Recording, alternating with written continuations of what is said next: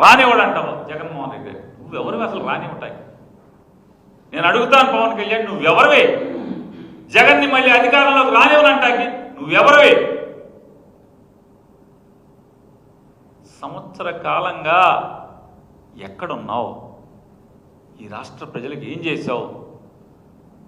ఆర్తులకి దీనులకి వాళ్ళు అల్లాడుతుంటే నీ రాక్షస ప్రభుత్వం, నీ నరకాసుర ప్రభుత్వం దుర్మార్గాలు చేస్తుంటే ఏం చేస్తున్నావు? ఎక్కడున్నావు? బయటికి రావు. చంద్రబాబు కోసం మాత్రమే బయటికి వస్తావు. ఆయన మీరు 2019లో కూడా చెప్పారు ఇట్లాగే, జగన్ రాడు, రానివ్వను, ఇది నా శాసనం. ఈ సినిమా డైలాగ్ కదా తమరేగా మాట్లాడింది. వచ్చిందా రాలేదా? అంతిమంగా ఈ రాష్ట్ర ప్రజలు మాత్రమే న్యాయ నిర్ణేతలు. జగన్ని తేవాలన్నా ఆపాలన్నా, చంద్రబాబుని పాతాళానికి తొక్కాలన్నా, సీటులో కూర్చోబెట్టాలన్నా ఈ రాష్ట్ర ప్రజలదే అంతిమ నిర్ణయం తప్పితే నీకులాగా నాకులాగా ఈ రాష్ట్రంలో ఉన్నటువంటి ఏ గొట్టాంది పాత్ర ఉండదనేది నువ్వు నేను తెలుసుకుంటే మంచిదని చెప్పినది కూడా ఆయనకి చెప్తూ, ఆయన ఏంటంట ఆయనకి దమ్ము గుండెల్లో ధైర్యం ఉందంట, ఆయనలో ఉన్న వేడి చల్లారిందంట, ఆయన ఉద్యోగం ఆయన చేసుకుంటున్నా అంట, రెచ్చగొట్టకూడదంట ఆయన్ని. ఎవరు రెచ్చగొట్టాడు? సుగాలి ప్రీతి గారు ఏమైపోయారు? ఏం చెప్పారు మీరు? వాడుకోవటమేనా రాజకీయం కోసం?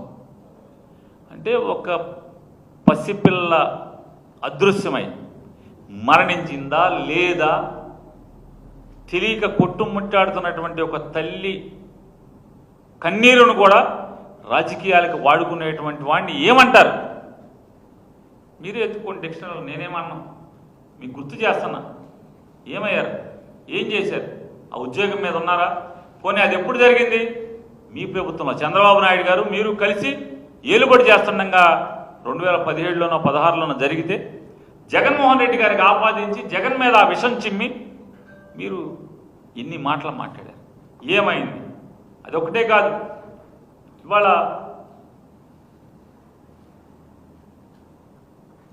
ఆయన అంటాడు పీకల కోస్తాం. ఎవడన్నాడు పీకల కోస్తామని? జగన్ గారు అన్నాడా పీకల కోస్తామని? ఎవరు ఇవాళ పీకలు కోస్తున్నది ఎవరు? ఎవరు ఏలుబడిలో పీకలు తెగుతున్నాయి? ఇవాళ కిరాతకంగా నరరూపు రాక్షసుల్లాగా నీ పచ్చ సైకోలందరూ కూడా తెగబడుతుంటే కనపడదా? రాజా ది గ్రేట్ సినిమాల హీరోలాగా ఉంటాం మనము.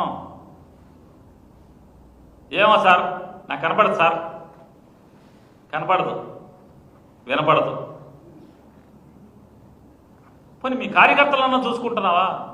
నీ జెండా మోసిన కార్యకర్తల్ని నీ కోసం అహోరాత్రులు మోటార్ సైకిళ్ళు తాకట్టు పెట్టి తల్లిదండ్రులకు చెప్పకుండా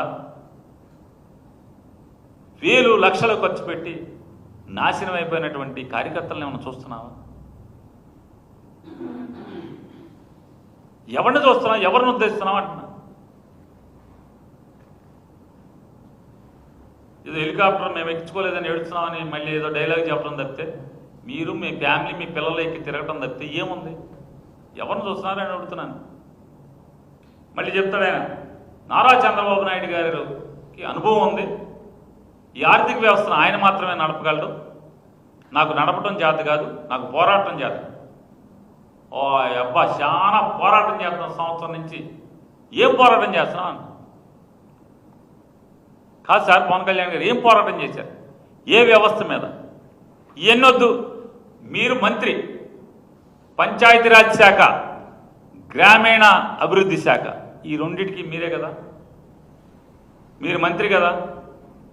మీరు మంత్రిగా ఉన్నటువంటి ఆ శాఖలో ఏ రోజన్నా ఆ శాఖలో విషయాలను ఏమన్నా పట్టించుకున్నారా మీరు? ఆ శాఖ గురించి సమీక్ష చేశారా కనీసం? పర్యావరణం కూడా మీరే, పర్యావరణం కూడా మీరే కదా. ఏం సమీక్ష చేశారని అడుగుతున్నాను. ఎక్కడ చేశారు?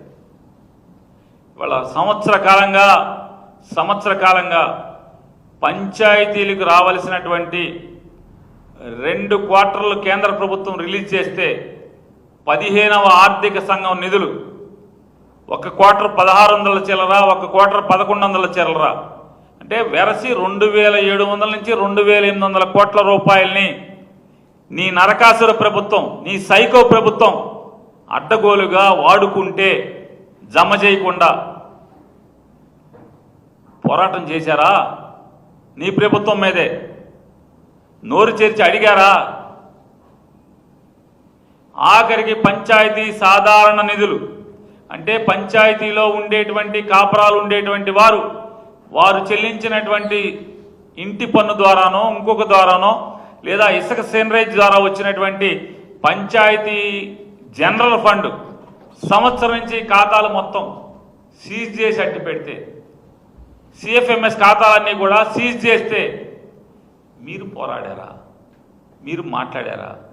ఒక్కరోజన్నా ఏ పంచాయతీ సర్పంచ్ ఒక్కడన్నా మా పార్టీ వద్దు, నీ జెండా మోసిన సర్పంచులు ఉన్నారు కదా, ఆయనన్నా ఒక్కడన్నా పిలిచి ఏంట్రా అసలు ఏం జరుగుతుందా సర్పంచ్, మన ప్రభుత్వం బాగుందా, నిజంగానే మంచి పరిపాలన, ఒక్క సర్పంచ్ని కానీ ఒక్క ఎంపీటీసీ మెంబర్ కానీ ఒక్క జడ్పీటీసీని కానీ ఒక్కళ్ళంటే ఒక్కళ్ళన్నా కనీసం అసగనుకున్నారా?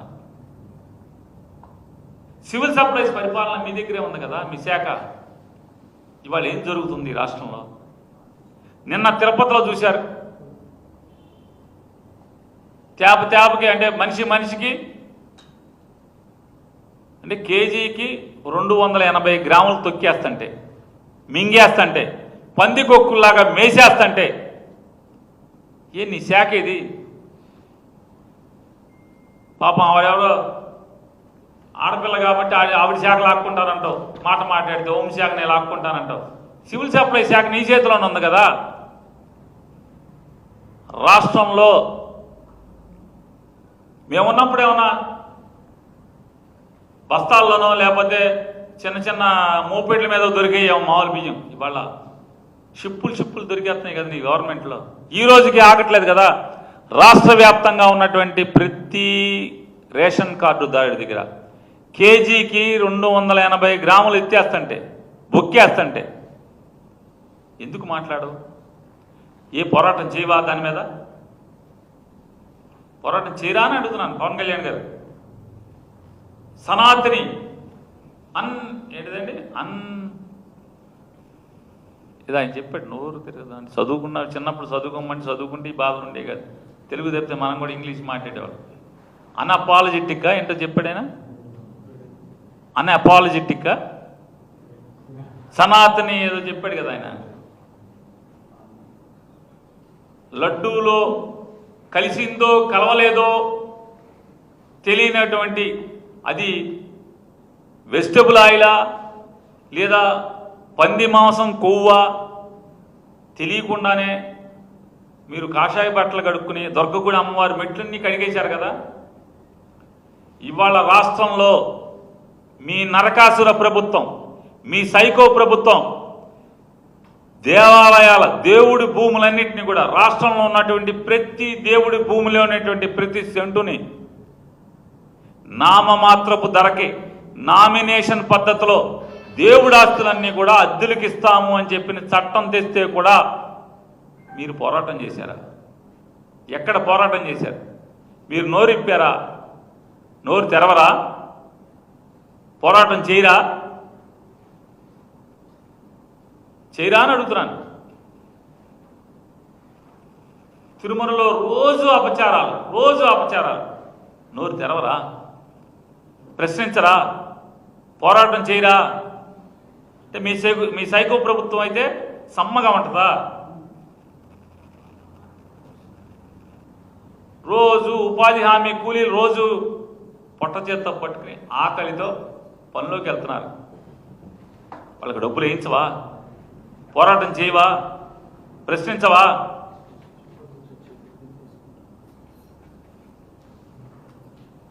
గ్రామాల పండగ ఏదో పండగ అని చెప్పావు కదా, ఏం పండగ అండి అది?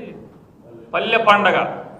పల్లె పండగ అని పెద్ద సినిమా ఈవెంట్ లాగా ప్రీ రిలీజ్ ఫంక్షన్ లాగా సందడి చేశారు కదా. వారం వారం డబ్బులు అన్నారు కదా.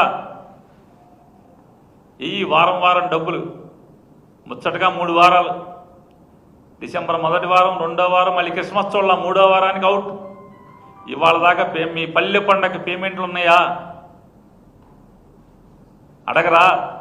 ఇవ్వరా? డబ్బులు బిల్లులు ఇవ్వరా? ఇవాళ ఈ రాష్ట్రంలో జరుగుతున్నటువంటి తప్పుడు పనులు, పాపపు పనులు, కిరాతకాలు, హత్యలు, మానభంగాలు, దోపిడీలు,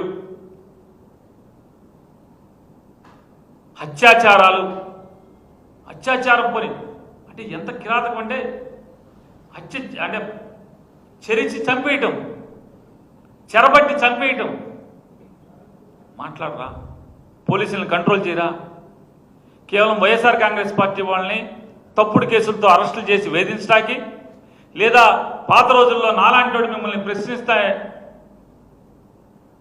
మీ మీద గట్టిగా మాట్లాడితే వాళ్ళందరి మీద సోషల్ మీడియా కేసులు, తప్పుడు కేసులు, 17 కేసులు, 18 కేసులు, 20 కేసులు పెడతాకు తప్పితే, మీ బందోబస్తులకు తప్పితే వాడరా అని అడుగుతున్నాను. పోలీసుల్ని కట్టడి చేయడానికి వాడరా? మీ బందోబస్తు కోసమే వాడుకుంటారా?